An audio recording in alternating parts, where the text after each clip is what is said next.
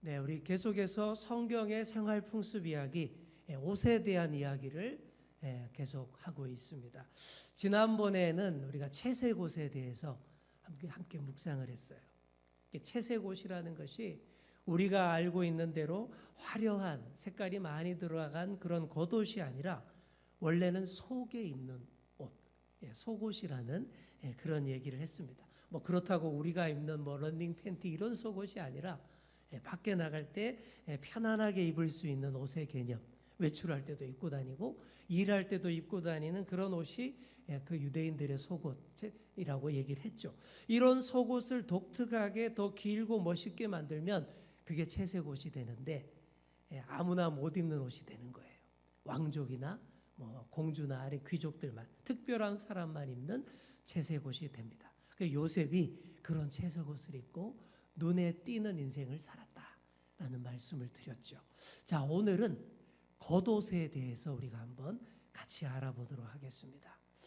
마태복음 24장을 보시면 우리 예수님께서 예루살렘의 함락과 종말의 때에 있을 성전의 멸망에 대한 무서운 설교를 하는 내용이 나오는데, 그 무서운 심판의 날 여러 주의사항들을 알려주시는데 이런 말씀들이 나옵니다. 마태복음 24장 16절에서 20절 보시면 그때 유대에 있는 자들은 어디로요? 산으로 도망할지어다. 지붕 위에 있는 자는 집 안에 있는 물건 가지러 내려가지 말고 밭에 있는 자는 겉옷을 가지러 뒤로 돌이키지 말지어다. 그날에는 아이 뵌 자들과 젖 먹이는 자들에게 화가 있으리로다. 뭐 이렇게 말씀들이 나오는데 이 중간에 보시면 겉옷을 가지러 뒤로 돌이키지 말라. 이런 말이 나옵니다. 이 당시 사람들은 대부분 보통 때 속옷만 입고 편하게 농사일을 했어요. 그런데 위급한 때, 심판의 날이 닥쳤을 때에 재빨리 그냥 도망가야지 겉옷을 가지러 집으로 돌아가지 말라. 들어가면 안 된다. 이렇게 말을 하는데 이게 사실 조금 이해가 안 되는 부분이 있습니다. 자, 우리는 급하게 도망갈 상황이 생기면 어떤 것들을 주로 챙깁니까? 그죠? 아주 귀한 거. 얼마 전에 우리가 재난 문자가 갑자기 막 이렇게 기억나시죠? 무슨 뭐 전쟁 일어난 것처럼 저도 깜짝 놀랐는데 그때 실제로 많은 사람들이 놀라고 당황해서 진짜 급하게 피난짐을 샀던 분들이 계셨는데 대부분 신용카드, 통장, 뭐 지갑, 휴대폰 뭐 이런 거를 먼저 챙겼다고 그러더라고요. 또 장롱 깊숙이 혹시 귀금속이나 다이아 반지나 금괴가 골드바가 있었다면 그것부터 아마 1순위로 챙겼을 거예요. 우리는 그렇게 합니다. 그런데 성경에 나오는 사람들은 이런 위급한 상황에 닥쳤을 때에 겉옷부터 챙긴다라는 얘기가 우리 상식으로는 좀 이해가 안 되잖아요. 겉옷이 뭐라고 말입니다. 오늘 왜 그런지 같이 한번 살펴보도록 하겠습니다. 자, 성경에서 겉옷으로 번역한 옷, 보통 이렇게 생긴 옷인데 가장 사람 몸 바깥쪽에 걸치는 옷, 속살과 가장 멀리 있는 옷을 겉옷이라고 합니다. 그리고 이 겉옷은 더 나아가서 입는 옷이라는 의미도 있지만 덮는 옷이라는 개념이 있어요. 자, 여러분, 우리에게 옷은 어떤 거? 입는 거잖아요. 입는 거. 그런데 유대인들에게 겉옷은 입을 뿐만 아니라 덮는 옷이다라는 개념이 있었다라는 거예요. 이 덮는다라는 표현은 사실 어디에 씁니까? 이불 덮는 데 쓰잖아요. 그죠? 이불에 사용되는 표현이죠. 그런데 정말 성서 시대의 겉옷은 이불 용도로 사용을 했습니다. 그 모양부터가 오늘 우리가 입는 이런 겉옷과 너무 달라요. 그냥 복잡하지 않고 정사각형의 그냥 천 조각입니다. 그걸 쫙 펼쳐 놓으면 누가 봐도 그냥 이불이에요. 집 근처에서 일을 하거나 가까운 곳에 외출할 때에는 이 속옷만 입고 다녔지만 아주 멀리 여행을 한다거나 할 때는 반드시 이 겉옷을 딱 걸쳤는데 이 겉옷이 장기간의 여행 중에 낮에는 더위와 비를 막아주고 밤에는 노숙을 할 때 한 데서 잘 때 덮고 자는 그런 이불, 슬리핑백, 침낭 역할을 했다라는 것이죠. 여러분 그 얘기 아시잖아요. 포도주를 잔뜩 마시고 취해서 옷 다 훌렁 벗어던지고 누워 잔 사람 누굽니까? 노아잖아요. 노아. 창세기에 보시면 나오는 얘기인데 그런 벌거벗은 노아의 몸을 누가 덮어줍니까? 노아의 두 아들 셈과 야벳이 이렇게 뒷걸음질해서 덮어줬다라는 얘기가 창세기에 나오는데, 그때 이 덮어준 것도 겉옷자락인 거예요. 노아의 겉옷자락인 겁니다. 속옷은 주로 세마포, 이 삼배로 만들었지만 겉옷은 주로 양털로 따뜻하게 만들었는데, 뭐 소매가 없거나 있어도 무척 짧게 만드는 게 보통이었다라고 합니다. 그리고 이 성서시대 사람들은 이런 겉옷이 다 몇 벌 있었을까요? 한 벌씩밖에 없었어요. 그러니까 우리가 알고 있는 성경에 나오는 인물들은 대부분 다 단벌 신사들입니다. 단 한 벌씩밖에 없는 이 겉옷이 그들에게는 아주 특별한 의미가 있었어요.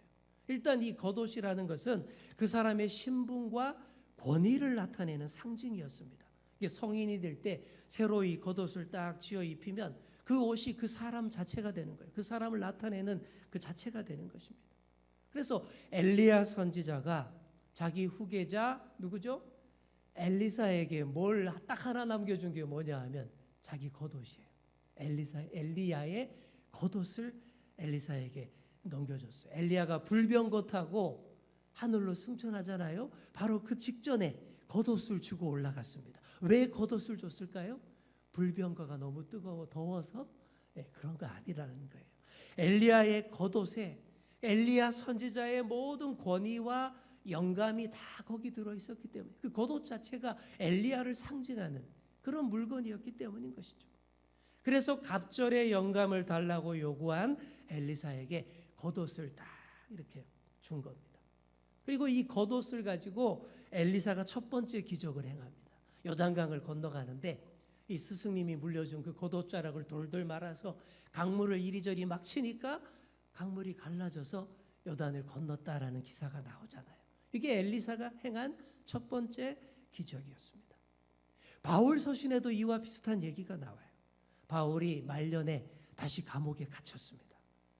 그때에 후배 목회자 디모데에게 면회를 오라라고 요청을 하는데, 그때 올 때 부탁한 것이 가죽 성경과 겉옷을 가지고 오라, 이런 부탁을 해요. 자, 성경말 디모데후서 말씀 보시면 네가 올 때에 내가 드로와 가보의 집에 둔 겉옷을 가지고 오고 또 책은 특별히 가죽 종이에 쓴 것을 가져오라, 이렇게 나와 있죠. 자, 왜 겉옷을 가져오라고 했을까요? 감옥이 너무 추워서일 수도 있습니다.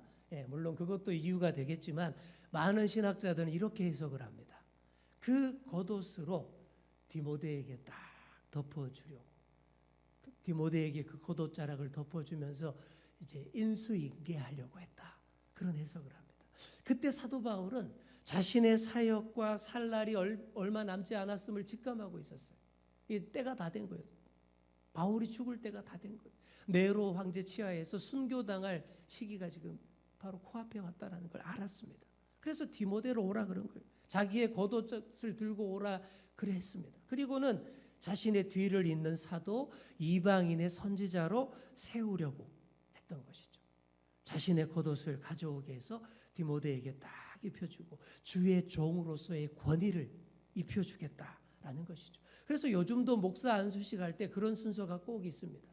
여러 많은 순서가 있는데 목사 안수 기도를 한 다음에 그 다음에는 선배 목사님들이 목사 가운을 안수받는 분에게 딱 입혀주는 순서가 꼭 있어요. 바로 이런 여기서 나온 것이죠. 이처럼 일단 겉옷이라는 것은 그 사람의 권위의 상징이었어요. 자, 그리고 그 다음이 중요합니다. 당시에는 가난한 사람이 최후의 수단으로 돈을 빌릴 수 있었는데 담보가 뭐였냐 하면 겉옷이었습니다. 겉옷을 담보로 돈이나 양식을 빌릴 수 있었어요. 겉옷 자체가 되게 비싼 옷감으로 만들어졌기 때문이 아니라 겉옷에 내 귀퉁이에 달린 옷술 때문에 그런 풍습이 생긴 거예요. 자, 한번 보시면 이스라엘 사람들의 겉옷 자락에는 내 귀퉁이에 이런 게 달려 있었어요. 이게 옷술이라고 하는데 이게 율법에 규정이 되어 있습니다. 이 옷술, 옷에 다는 술을 히브리어로 찌찌트라고 하는데 이게 무슨 의미가 있냐면 거룩한 하나님의 백성입니다라는 그런 상징, 그런 표식이에요. 하나님의 계명, 하나님 말씀을 따라 사는 사람이라는 뜻에서 그들은 겉옷 내 귀퉁이에다가 다 이런 장식을 달고 다녔고, 이게 달린 옷을 입어야 선택받은 하나님의 백성, 이스라엘 사람이다라고 인정을 했습니다. 자, 그 구절이 민수기 15장 38절에 39절에 이렇게 나와 있어요. 여기 보시면 이스라엘 자손에게 명령하여 대대로 그들의 옷단 귀에 술을 만들고 청새끈을 그 귀에 술에 더하라. 이 술은 너희가 보고 여호와의 모든 계명을 기억하여 준행하고 너희를 방종하게 하는 자신의 마음과 눈의 욕심을 따라 음행하지 않게 하기 위함이라. 이렇게 되어 있죠. 이 겉옷에 다는 이 찌찌트의 매듭 모양이 사람마다 조금씩 다 달랐다라고 해요. 그래서 이 술의 매듭이 인감도장 역할을 했답니다. 그래서 이 찌찌트 매듭을 가지고 이 진흙판, 이렇게 물렁물렁한 진흙판에다가 꽉 찍으면 이게 딱 이렇게 찍히겠죠? 굳어버리면 그게 딱 표시가 남는 거예요. 그렇게 딱 꽉 찍고는 돈과 양식을 빌릴 수 있었다라는 거예요. 그러니까 이게 신분증, 인감도장 역할도 하고 신용카드 역할도 했다라고 할 수 있는데, 뭐 하지만 오늘 우리가 하는 것처럼 여러 개의 신용카드로 돌려막기 이런 거는 절대 못합니다. 단 한 벌의 겉옷으로 1회에 한정해서 최후의 수단으로 생계를 위한 도움을 받을 수 있는 그런 장치였다라는 것이죠. 이때의 사람들은 넉넉하고 풍족한 게 하나도 없었습니다. 뭐든지 그래요. 뭐 생산성도 떨어지고 자원도 부족하고 그렇잖아요. 뭐든지 모자라면 모자랐지 남는 것은 전혀 없던 그런 시절을 살았어요. 그러니 그 어려운 보릿고개를 넘기려면 어떻게 해야 될까요? 해마다 보릿고개를 넘기려면 이 겉옷을 저당 잡혀서 곡식과 돈을 빌려서 살았다라는 것이죠. 그래서 율법에 이런 조항이 나옵니다. 신명기 24장 12절 13절 보시면, 자, 우리 함께 읽을까요? 시작. 그가 가난한 자이면 너는 그의 전당물을 가지고 자지 말고 해질 때에 그 전당물을 반드시 그에게 돌려줄 것이라. 그리하면 그가 그 옷을 입고 자며 너를 위하여 축복하리니. 무슨 말이에요? 겉옷을 전당 잡았더라도 해가 지기 전에 어떻게 하라고요? 돌려주라. 왜 그래야 됩니까? 이불이잖아요. 그 겉옷이 밤에 덮고 자는 이불이란 말이에요. 그 이스라엘 땅의 일교차가 얼마나 심합니까? 밤에 너무 추워요. 아무 이런 거 안 덮고 자면 얼어 죽을 수도 있다라는 얘기. 그런 생활 필수품이기 때문에 전당을 잡더라도 해가 지기 전에는 돌려주라라는 말입니다. 이렇게 하나님의 율법이 참 세심하고 아주 인간적이죠. 인격적이죠.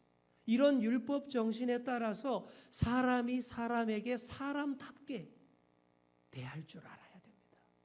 피와 눈물이 있어야 되고 정이 있어야 된다라는 거예요. 그러지 않고 피도 눈물도 없이 그 이불로 쓸 것을 그 단벌 신사들의 겉옷을 싹 빼앗아 버리면 하나님 말씀대로 세워가는 나라가 전혀 아니다라는 거예요.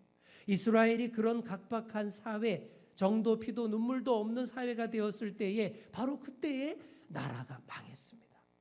그 얘기가 아모스서에 보시면 나오죠. 아모스를 보시면 하나님의 공의와 정의를 많이 외쳤던 선지자가 아모스인데, 가난한 자들을 대상으로 고리대금하고 사채업을 하고 부를 축적한 사마리아 부자들이 많이 있었는데 그들을 꾸짖는 내용이 이렇게 나옵니다. 아모스서 2장 8절입니다. 모든 제단 옆에서 전당 잡은 옷 위에 누우며 그들의 신전에서 벌금으로 얻은 포도주를 마심이니라. 이게 무슨 말이죠? 해가 지기 전에 담보로 잡은 겉옷을 돌려주라라는 율법이 있는데 그거 싹 무시하고 빼앗은 겉옷들을 다 쌓아놓고 자리에 깔아놓고 그 위에 뒹굴고 누워 자는 사람들이 있었다라는 거죠. 그게 바로 전당 잡은 옷 위에 누운 자들, 아주 못된 신보의 사람들이다라고 지금 비판하는 것입니다. 이런 신보의 사람들로 가득할 때에 사회가 망조가 됩니다. 그 나라가 희망이 없어집니다. 우리나라가, 우리의 교회가 이렇게 되지 않기를 간절히 소망합니다. 무한한 사랑, 큰 희생과 섬김의 표현은 반대로 거독까지 다 내어주는 것, 그겁니다. 우리 예수님이 산상수훈에서 이렇게 말씀하셨어요. 또 너를 고발하여 속옷을 가지고자 하는 자에게 뭐요? 거독까지도 가지게 하며.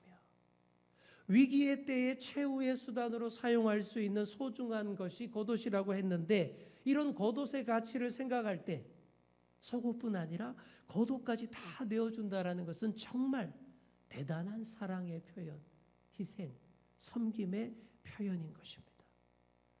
정말 우리 예수님이 다 그렇게 사신 분이에요. 당신의 모든 것을 다 내어주셨습니다. 바로 우리를 위해, 저와 여러분들을 위해 다 내어주신 분, 바로 그 예수님의 마음을 조금이라도 한 절이라도 더 담기를 애쓰시는 그런 저와 여러분 다 될 수 있기를 간절히 축복합니다. 자, 지금까지 겉옷이 이스라엘 사람들에게 얼마나 중요한 것인지 잘 배웠습니다. 이게 듣고 보니 정말 위급한 순간에 꼭 챙겨야 할 물건인 것 같죠. 신분증, 신용카드, 예금통장, 인감도장 같은 역할을 하는 것이었다라고 말씀을 드렸어요. 하지만 아무리 그래도 종말의 그날에는 겉옷을 가지러 가지 말고 바로 도망가라. 우리 예수님이 그렇게 말씀하셨어요. 왜냐하면 그보다 더 소중한 것이 우리의 생명이기 때문입니다. 세상에 생명보다 더 귀한 게 어디 있겠어요? 사람이 살아야 할 거 아닙니까? 그렇게 살 수 있는 길이 뭐겠습니까? 다른 어떤 것도 의지하지 말고, 겉옷도 금부치도 신용카드도 의지하지 말고 오직 예수님 말씀을 듣는 것, 바로 그것인 줄 믿습니다. 정말 그래요. 정말 예수님 경고대로, 이 말씀대로, 마태복음 말씀대로 바로 산으로 도망갔던 사람들이 예루살렘 멸망의 날에 진짜 다 살았어요. 목숨을 구했습니다. 그런데 이 예수님의 경고를 무시하고 겉옷 가지러 다 자기 집으로 들어갔던 유대인들은 그 멸망의 날 다 죽었습니다. 구원받지 못했습니다. 그러니 우리가 생명과도 같은 하나님 말씀에 귀 기울이는 저와 여러분 다 되시기를 축원합니다. 자, 우리 옆에 계신 분께 이렇게 말해 주겠습니다. 생명과도 같은 주님 말씀에 귀 기울입시다. 아멘. 그겁니다. 우리가 살 길은 오직 그것뿐인 줄 믿습니다. 이제 마지막으로 룻기의 말씀을 한번 살펴보겠습니다. 여러분 룻 잘 아시잖아요. 모압 여인, 이방 출신의 과부였죠. 같이 과부가 된 시어머니 나오미를 따라서 이스라엘 베들레헴으로 살려고 들어왔어요. 이민 왔어요. 그런데 먹고 살기가 정말 힘든 거예요. 살 길이 없는 거예요. 그들이 살 수 있는 유일한 길이 뭐였습니까? 기업을 물려줄 수 있는 자, 그 지역의 베들레헴의 유지인 보아스의 은혜를 입는 방법밖에 없었습니다. 그래서 이 시어머니 나오미가 룻에게 이렇게 하라라고 알려줘요. 그리고 그 알려준 대로 룻이 다 합니다. 보아스에게로 갑니다. 그때는 보리 수확철이라 보아스가 자기 타작 마당에 임시로 설치해 놓은 이 장막, 임시거처, 텐트에서 자기 겉옷을 덮고 대충 자는 중이었습니다. 이 룻이 시어머니가 시킨 대로 잠을 자는 보아스의 겉옷 속으로, 그 발치 속으로 들어갑니다. 한밤중 발치에 걸리적거리는 인기척을 느끼고는 보아스가 깜짝 놀라죠. 그래서 누구냐라고 묻죠. 그때 룻이 뭐라고 합니까? 이렇게 대답을 합니다. 룻기 3장 9절의 말씀 우리 함께 읽겠습니다. 시작. 이르되 내가 누구냐 하니 나는 당신의 여종 룻이오니 당신의 옷자락을 펴 당신의 여종을 덮으소서. 아멘.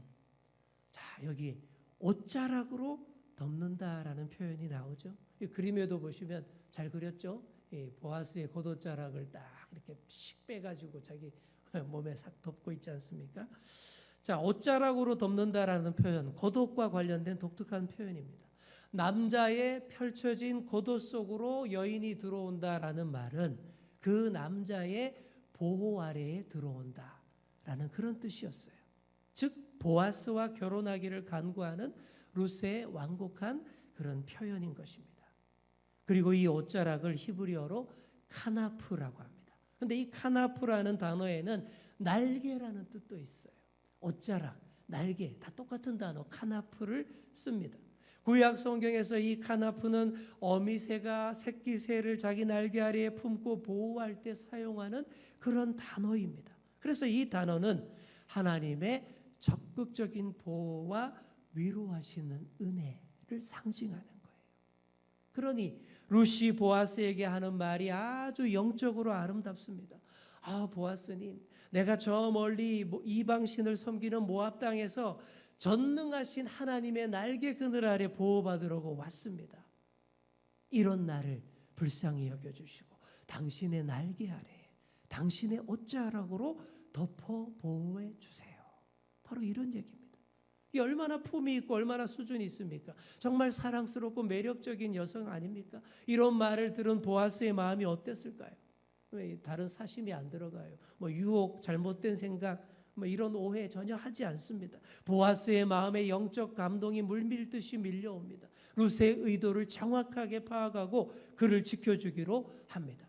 결국 보아스가 그 넓은 자신의 겉옷자락으로 포근한 날개 속으로 룻을 다 품어주는 거예요. 그렇게 품어주는 옷자락이 룻에게 정말 하나님의 사랑으로 느껴졌을 거예요.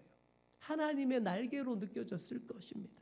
이런 은혜로 덮이면 얼마나 포근하고 따뜻하고 행복해지는지 모릅니다. 그동안 갖은 고생 다 했던 룻이 얼마나 위로를 거기서 많이 받았겠습니까? 하나님 사랑으로 얼마나 포근했겠습니까? 사랑하는 성도 여러분, 저와 여러분도 다 이렇게 하나님의 크신 날개로 푹 덮일 수 있기를 간절히 축원합니다. 오늘 이 밤이 그런 밤 되기를 원합니다. 하나님의 날개자락, 하나님의 겉옷자락에 싹 그 안에 딱 들어와서 발가락 하나 손가락 하나 삐져나오지 않게 푹 덮이는 그 체험과 그 은혜, 그 사랑 있기를 소망합니다. 오늘 우리가 겉옷에 대해서 함께 공부했죠. 겉옷의 의미와 가치에 대해서 묵상했는데 입는 옷일 뿐만 아니라 덮는 옷이다 라고 말했습니다. 그 의미처럼 오늘 우리에게도 완전히 하나님의 날개 그늘 아래 다 덮여줄 수 있기를 축원합니다. 하나님은 지금도 우리를 다 덮어주시기 위해서 지금도 열심히 일하고 계십니다. 땀 흘리고 계십니다. 우리 예수님은 십자가에 달릴 때 모든 겉옷 속옷 다 벗어 넘겨주셨습니다. 그런 우리 하나님, 우리 예수님이 우리 모두에게 온통 가득하기를, 온통 예수로 충만하기를 간절히 축원합니다.